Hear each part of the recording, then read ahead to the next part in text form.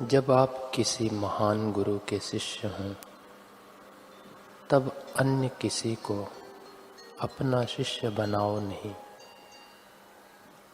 यों खुद गुरु बनने का प्रयास करो नहीं। उनको अपना गुरु भाई मानो। जो मनुष्य विषय वासना का दास है, वह गुरु की सेवा नहीं कर सकता। गुरु को आत्मसमर्पण नहीं कर सकता। फलतः वह संसार के कीचड़ से अपने आप को बचा नहीं सकता। गुरु के चरण कमलों में आत्मसमर्पण करना, यह सच्चे शिष्य का जीवन मंत्र होना चाहिए।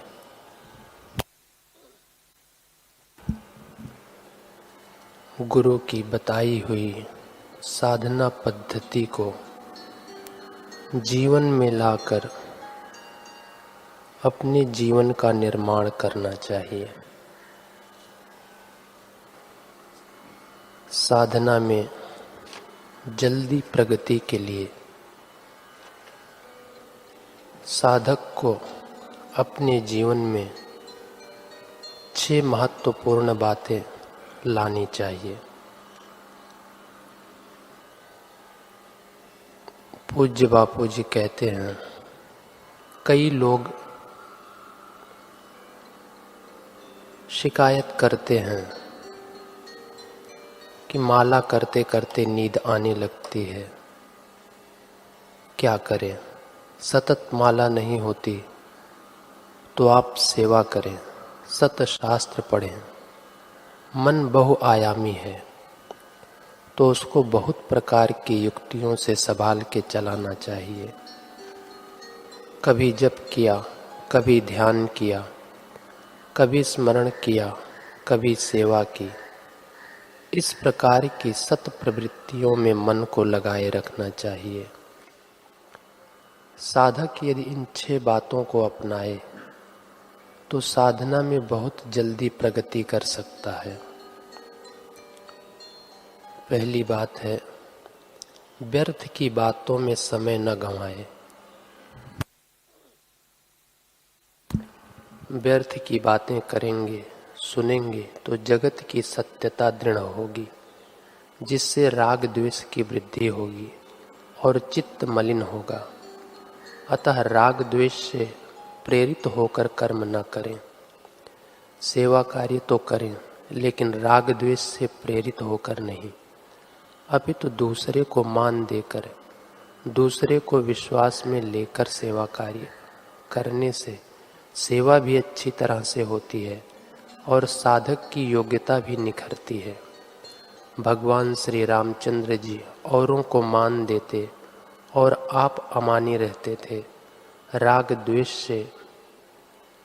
द्वेष में शक्ति का व्यय न हो, इसकी सावधानी रखें।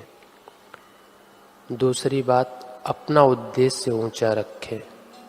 भगवान शंकर के ससुर दक्ष प्रजापति को देवता लोग तक नमस्कार करते थे। ऋषि मुनि भी उनकी प्रशंसा करते थे। सब लोकपालों में वे वरिष्ठ थे। एक बार देवताओं की सभा में दक्ष प्रजापति के जाने पर अन्य देवों ने खड़े होकर उनका सम्मान किया, लेकिन शिव जी उठकर खड़े नहीं हुए। तो दक्ष प्रजापति को बुरा लग गया कि दामाद होने पर भी शिव जी ने उनका सम्मान क्यों नहीं किया। इस बात से नाराज हो शिव जी को नीचा दिखाने के लिए दक्ष प्रजापति ने यज्ञ करवाया। यज्ञ में अन्य सब देवताओं के लिए आसन रखे गए, लेकिन शिव जी के लिए कोई आसन न रखा गया। यज्ञ करना तो बढ़िया है, लेकिन यज्ञ का उद्देश्य शिव जी को नीचा दिखाने का था, तो इस यज्ञ का ध्वंस हुआ। एवं दक्ष प्रजापति की गर्दन कटी। बाद में शिव जी की कृपा से बकरे की गर्दन उनको लगाई गई। अतः साधक अपना उद्देश्य सदैव ऊंचा रखें। तीसरी बात, जो कार्य करें उसे कुशलता से पूर्ण करें। ऐसा नहीं कि कोई विघ्न आया और काम छोड़ दिया। यह कायरता नहीं होनी चाहिए। योगः कर्मसु कौशलम। योग वही है जो कर्म में कुशलता लाए।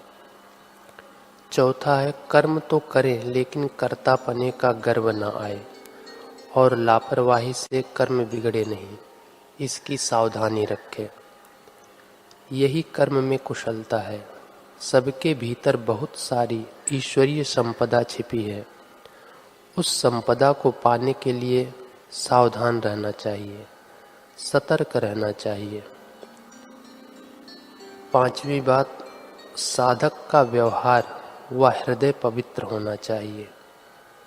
लोगों के लिए उसका जीवन ही आदर्श बन जाए, ऐसा पवित्र उसका आचरण होना चाहिए।